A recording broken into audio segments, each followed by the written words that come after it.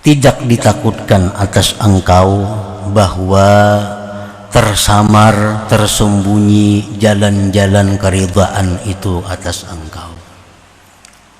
Yang ditakutkan atas engkau itu daripada menguasainya hawa nafsu atas engkau.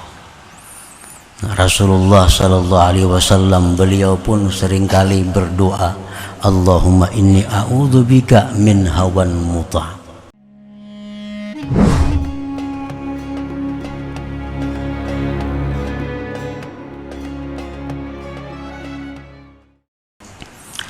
Para muhibbin rahimakumullah, al-hikmatur rabi'atu ba'dal mi'ah min al-hikamil ataiyah. Qala al-imam Ahmad ibnu Athaillah as-Sakandari rahimahullah wa nafa'ana bi'ulumihi wa asrarih. Hikmah yang ke-104 dari al-hikamil ataiyah. Berkata pengarang Imam Ahmad bin Athaillah As-Sakandari rahimahullah nafa'ana bi'ulumihi wa asrari. La yukhafu alaika an taltabisat turuku alaik wa innama yukhafu alaika min ghalabatil hawa alaik. Artinya tidak ditakutkan atas engkau bahwa tersamar, tersembunyi jalan-jalan atas engkau. Dan hanya saja yang ditakutkan atas engkau itu daripada menangnya hawa nafsu atas engkau. Nah, itu terjemahnya. Turuqul ubudiyah allati tusiruka ila mardati rabbik wadihatun jaliyah fala yukhafu alaika an la tahtadiya ilaiha. Bermula jalan-jalan kehambaan yang menyampaikan engkau kepada keridhaan Tuhan engkau jelas nampak. Tidak ditakutkan atas engkau bahwa engkau tidak mendapat petunjuk kepada jalan-jalan itu. Nah, para muhibbin rahimakumullah, jalan untuk menuju keridhaan Allah itu jelas nampak. Tidak dikhawatirkan kita tersesat karena rambu-rambunya banyak, arahnya ditunjukkan, kanan terus, kiri, kanan lagi terus. Nah, petunjuknya itu jelas. Tidak dikhawatirkan kita itu tersesat jalan untuk mencari keridhaan Allah. Yang dikhawatirkan itu adalah menguasainya hawa nafsu atas kita. Nah, para muhibbin rahimakumullah, contohnya katariqil ubudiyah bitta'at, seperti jalan kehambaan pada taat.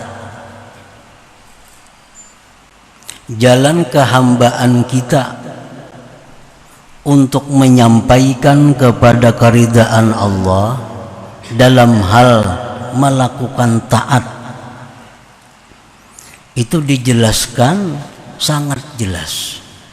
Bagaimana caranya agar taat yang kita perbuat itu mendapatkan keridhaan Allah. Bagaimana caranya ibadah yang kita lakukan itu mendatangkan keridhaan Allah. Itu sangat jelas.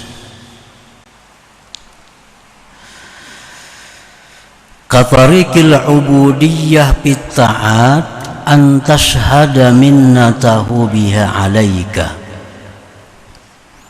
Kalau kita berbuat satu ibadat, satu taat, petunjuk jalan agar taat itu diridhai Allah, maka hendaknya kita ini menyaksikan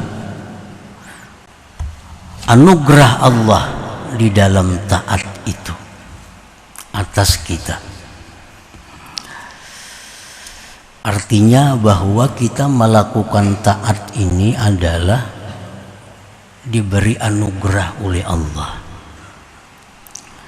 Kita mampu melakukan ibadah ini adalah pertolongan dari Allah.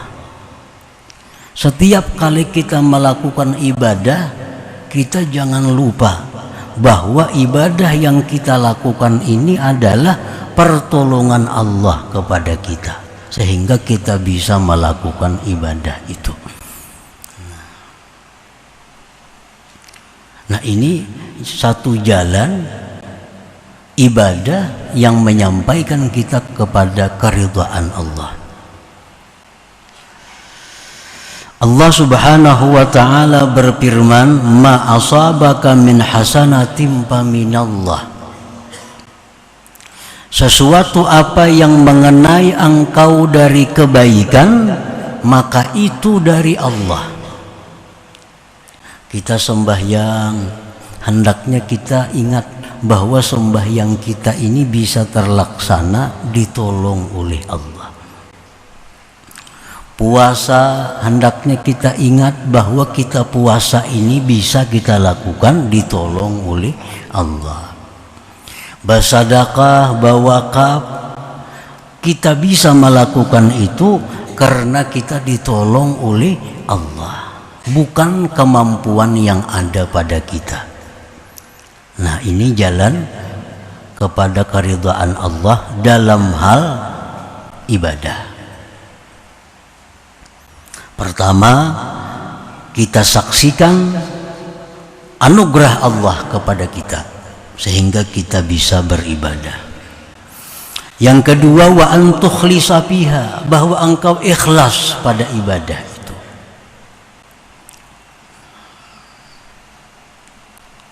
Allah sudah jelas menerangkan, wa ma umiru illa liya'budullaha mukhlishina lahuddin. Tidaklah mereka itu diperintah melainkan untuk beribadah kepada Allah, ikhlas bagi Allah itu agama.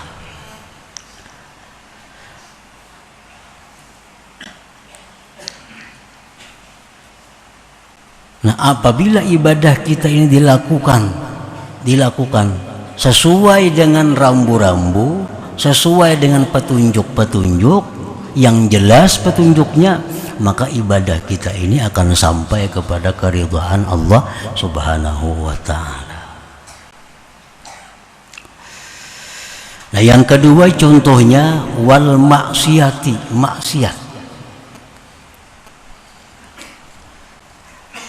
Nah, kalau kita melakukan dosa, bagaimana petunjuk Allah, bagaimana arahan Allah agar maksiat yang kita lakukan ini bisa menjadi sebuah jalan kepada keridhaan Allah.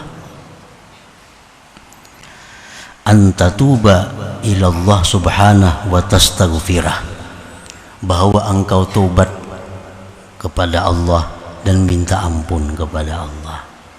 Nah, ini sudah diberi petunjuk oleh Allah. Kalau engkau berbuat maksiat, tobat kepada Allah. Berbuat maksiat, minta ampun kepada Allah Subhanahu wa ta'ala. Petunjuk Allah Subhanahu wa ta'ala, wa tubu ilallah jami'an ayyuhal mu'minun la'allakum tuflihun. Tobatlah kamu sekalian orang yang beriman, niscaya kamu menjadi orang yang beruntung. Nah, para muhibbin rahimakumullah, jadi kalau kita ini kuat berbuat maksiat, maka hendaknya berbuat tobat lebih kuat lagi.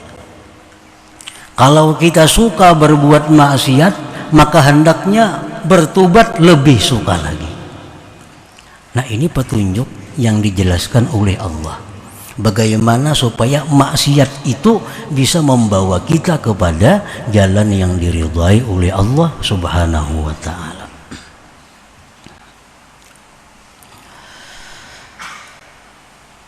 Wan ni'mati nikmat yang ketiga. Nah, kalau kita diberi Allah nikmat, Allah jelas terang menunjukkan bagaimana nikmat yang diberikan kepada kita ini bisa mendapatkan keridhaan Allah. Allah berfirman, washkuruli wala takfurun. Nah, syukurlah kepadaku, jangan kufur, jangan gunakan nikmat itu di jalan maksiat kepadaku. Nah, ini jelas Allah menerangkan bahwa bila kita diberi nikmat,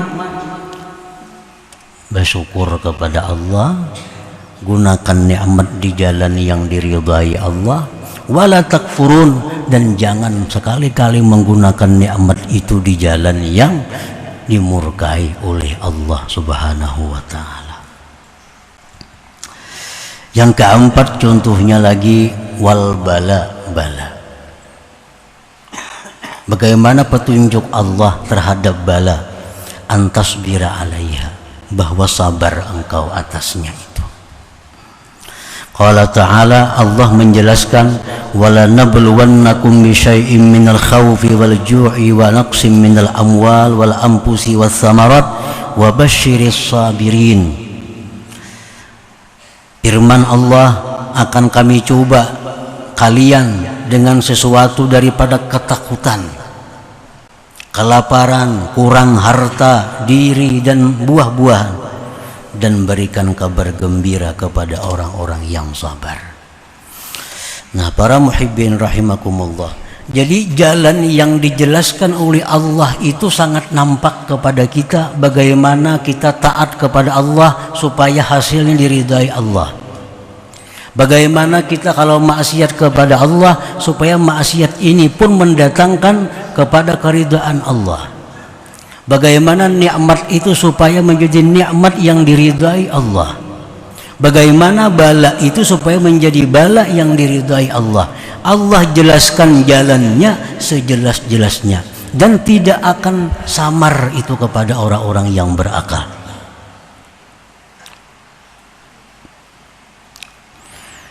Nah, pengarang ini menyebutkan tidak ditakutkan atas engkau itu bahwa tersamar jalan itu atas engkau. Kada akan dikhawatirkan kita ini tersesat jalan, karena jalannya sudah nampak, jalannya jelas. Bagaimana kalau kita dapat nikmat, bagaimana kalau kita dapat bala, bagaimana kalau kita bisa taat kepada Allah, bagaimana kalau kita maksiat, jalannya nampak diterangkan oleh Allah. Nah, para muhibbin rahimakumullah, wa inna ma yukhafu alaika fi hadhil ahwal min ghalabatil hawa alaika hatta tu'miyaka an ru'yati tariqil haqq. Hanya saja yang dikhawatirkan atas engkau pada ini keadaan tadi, keadaan nikmat, bala, taat, maksiat. Yang ditakutkan atas engkau itu adalah menguasainya hawa nafsu atas engkau, sehingga membutakan engkau dari melihat jalan yang benar. Nah, ini yang dikhawatirkan. Tahu aja jalan yang bujur tuh ke sana, tahu. Kalau beribadat, jalan yang bujur, jalan yang tepat itu arahnya ke sana, sudah tahu. Cuma karena kita dikuasai oleh hawa nafsu, kita mencari, memilih jalan yang lain. Nah, yang dikhawatirkan tuh ini. Kalau kita maksiat, jalan yang benar demikian, kita tahu. Tapi karena kita dikuasai hawa nafsu, nah, kita kadang menggunakan jalan yang diarahkan Allah. Kita cari jalan yang menyimpang dari itu. Nah, yang dikhawatirkan dari kita itu adalah dikuasainya oleh hawa nafsu ini. Maka itu yang membuat kita buta daripada melihat jalan yang benar itu. Nah, para muhibbin rahimakumullah, contohnya iblis. Iblis itu bukan tidak tahu jalan yang benar, karena dia sangat akrab dengan orang-orang yang dekat kepada Allah. Tapi kenapa iblis itu takabur? Karena dikuasai oleh hawa nafsu pada saat itu. Nabi Adam bukan tidak tahu petunjuk-petunjuk Allah, jalan yang benar ini, yang salah ini. Tapi kenapa Nabi Adam memakan buah khuldi itu? Karena pada saat itu Nabi Adam dikuasai oleh hawa nafsu, lalu menerima bujukan iblis. Kenapa Qabil membunuh saudaranya Habil? Bukan Qabil tidak tahu membunuh itu dilarang, tapi tetap dibunuh saudaranya Habil itu, karena Qabil waktu itu dikuasai oleh hawa nafsu. Yang dikhawatirkan itu ini. Bukan kita tidak tahu bahwa itu adalah milik orang lain. Tahu bahwa itu milik orang lain dan agama menjelaskan itu haram diambil. Tahu kita. Tapi kenapa kita mengambil itu? Karena dikuasai oleh hawa nafsu. Berzina itu hukumnya haram. Tahu. Jelas Al-Quran, Sunnah, perkataan para ulama bahwa berzina itu haram. Jalannya jelas, keterangannya nampak. Tapi kenapa orang-orang melakukan zina? Karena dikuasai oleh hawa nafsu. Nah, ini wa inna ma yukhafu alaik, hanya saja ditakutkan atas engkau itu min ghalabatil hawa alaik, menguasainya hawa nafsu. Jangan menyalahkan kadada petunjuk. Petunjuk itu ada. Kadada alasan kita kadada petunjuk. Petunjuk nampak jalan yang benar ini, yang salah ini. Tapi karena dikuasai hawa nafsu, walaupun melihat jalan yang benar, tetap mengambil jalan kiri yang salah, yang batil. Nah, para muhibbin rahimakumullah. Jadi apabila seseorang itu sudah dikuasai hawa nafsunya, patu'ajibu bitta'at. Nah, maka dia ujub dengan taatnya itu. Padahal sudah tahu bahwa taat itu saksikanlah pertolongan Allah, jangan saksikan kekuatan sendiri. Tapi karena dikuasai hawa nafsu, lalu setiap kali dia berbuat taat, dia merasa kehebatan dirinya. Nah, merasa kemampuan dirinya. Akibat dikuasai oleh hawa nafsu tadi. Wa turai biha, dan dia ria dengan taat itu. Padahal sudah tahu. Nah, sudah tahu bahwasanya ujub dalam taat itu menggugurkan pahala, ria dalam ibadat menggugurkan pahala, sudah tahu. Karena jelas. Tapi kenapa kita bisa ria dengan ibadah? Karena dikuasai oleh hawa nafsu. Hendak mencari nama, lalu beribadah. Hendak minta dihormati orang dengan ibadahnya. Nah, minta dianggap bahwa dia itu orang yang pemurah, lalu dia bersedekah. Nah, riya itu minta penilaian kepada makhluk, minta balas jasa kepada makhluk. Ini riya, dan itu sudah jelas menggugurkan pahala. Tapi kenapa dilakukan? Karena dikuasai oleh hawa nafsu itu. Nabi Isa alaihissalam berkata, kam min sirajin qad atfa'athu rih, wa kam min 'abidin qad afsadahul ujub. Ujar Nabi Isa, berapa banyak pelita itu dipadamkan oleh angin. Bagus pelita, terang, tapi karena angin datang, padam. Wa kam min 'abidin, berapa banyak orang yang ahli ibadah, ahli tahajud, ahli sedekah, ahli puasa, qad afsadahul ujub, yang merusak akan dia oleh ujub itu. Rasulullah sallallahu alaihi wasallam bersabda, "Ya ayyuhan nas, akhlisu a'malakum lillah, fa innallaha la yaqbalu minal a'mal illa ma khalasalah." Wahai manusia, ikhlaskanlah amal itu karena Allah. Setiap kali kita beribadah, cukup Allah tahu, cukup Allah yang memuji, cukup Allah yang membalas. Nah, itu ikhlas. Kalau kita ada dalam hati kita untuk dipuji orang, gugur pahala.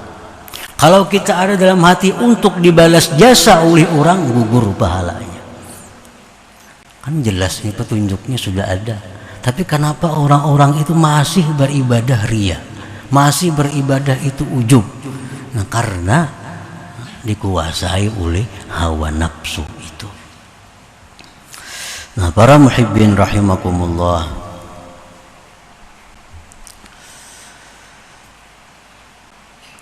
wa tusirru bil ma'siyah, dia tetap mengakali maksiat, tetap mengakali maksiat. Al-Quran, sunnah, kalam-kalam ulama, tidak sedikit yang mengatakan bahwa kalau maksiat tobat. Bahkan ada sabda Nabi yang mengatakan artinya bahwa ada dosa yang membawa ke surga, ada dosa yang membawa ke surga, yaitu dosa yang mana kita tobat dari dosa itu. Tapi kenyataannya banyak orang yang masih melakukan dosa tanpa ada henti-hentinya. Nah, itu dikuasai oleh hawa nafsu. Wa tusirru bil ma'siyat. Mestinya tobat dari maksiat, ini sebaliknya mengakali pada maksiat. Rasulullah SAW bersabda, la saghirata ma'a israr wala kabirata ma'a istighfar. Nah, ujar Nabi, kalau engkau itu tidak tobat kepada Allah, maka dosa yang kecil itu menjadi besar. Dosa yang kecil menjadi besar kalau itu tidak tobat kepada Allah. Dan tidak ada dosa besar kalau kita selalu tobat, selalu minta ampun kepada Allah. Orang hari ini melakukan zina, habis itu dia tobat minta ampun kepada Allah, hilang dosanya. Besok minum arak, dosa besar pulang. Nah, tobat lagi dia kepada Allah, istighfar lagi, hilang pulang dosanya. Ada orang yang melakukan dosa kecil seperti melihat yang haram contohnya, tapi tidak tobat kepada Allah, makin hari makin membesar dosanya. Nah, kenapa demikian terjadi? Padahal ada petunjuk tentang tobat, tapi tetap melakukan dosa. Itu akibat dikuasai oleh hawa nafsu tadi. Dikuasai oleh hawa nafsu. Nah, para muhibbin rahimakumullah, wa tastaqillun ni'mah, menganggap inting, menganggap sedikit nikmat. Padahal Allah memberikan petunjuk, bila dapat nikmat syukur kepada Allah. Nah, karena dikuasai hawa nafsu, begitu dapat nikmat dia rasakan sedikit nikmat itu, sehingga tidak bisa mensyukuri. Dianggapnya remeh nikmatnya, 100.000, ini kada bersyukur 100.000. Dianggapnya inting, dianggapnya sedikit. Apalagi 50.000. Watastaqillun ni'mah, menganggap remeh nikmat, lalu menghilangkan syukur kepada Allah. Nah, kenapa demikian? Karena dikuasai oleh hawa nafsu. Nafsunya ingin 1 juta, 2 juta, 3 juta.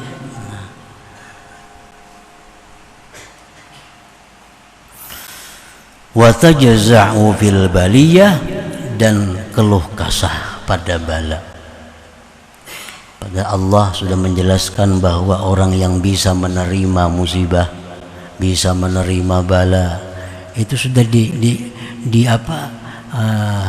dijanjikan oleh Allah dapat pahala yang besar, dapat pahala yang tak terhingga, dapat surga macam-macam. Sudah jelas keterangan Allah. Tapi kita dapat bala tetap kita keluh kesah. Nah, akibat apa? Akibat kita ini masih dikuasai oleh hawa nafsu. Nah, para muhibbin rahimakumullah. Jadi itulah yang dijelaskan oleh pengarang ini. Tidak ditakutkan atas engkau bahwa tersamar, tersembunyi jalan-jalan keridhaan itu atas engkau. Yang ditakutkan atas engkau itu daripada menguasainya hawa nafsu atas engkau. Nah, Rasulullah sallallahu alaihi wasallam beliau pun seringkali berdoa, Allahumma inni a'udzubika min hawan muta'. Nah, Rasulullah ini beliau tidak mungkin dikuasai oleh hawa nafsu, tetapi tetap beliau berdoa, Allahumma inni a'udzubika, ya Allah, aku berlindung dengan engkau min hawan muta', daripada hawa nafsu yang dituruti. Karena bila mana seseorang sudah menuruti hawa nafsu, dia buta dengan rambu-rambu agama. Buta dengan rambu-rambu agama. Laki-laki kada tahu bini orang lagi. Kalau sudah dikuasai hawa nafsu, ini sudah jelas nih bini orang, kada boleh, ini haram, zinanya berat dosanya. Nah, petunjuknya sudah ada. Tapi karena dikuasai oleh hawa nafsu, terjadi. Nah, perempuan demikian pula. Perempuan sudah punya suami, sudah punya laki, laki orang pulang diunting. Nah, sudah jelas itu hukumnya kada boleh. Jelas hukumnya zina.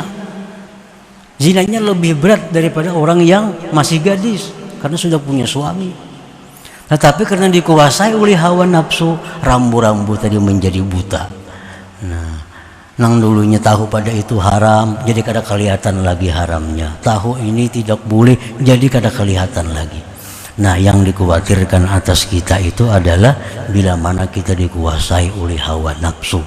Dan Rasulullah mengajarkan bahwa kita minta kepada Allah perlindungan agar kita tidak taat kepada hawa nafsu itu, sehingga kita bisa nampak, bisa jelas melihat keterangan-keterangan yang diberikan Allah Subhanahu wa ta'ala tentang jalan mana yang diridai Allah, jalan mana yang dimurkai oleh Allah Subhanahu wa ta'ala. Nah, kemudian selanjutnya hikmah yang ke-105.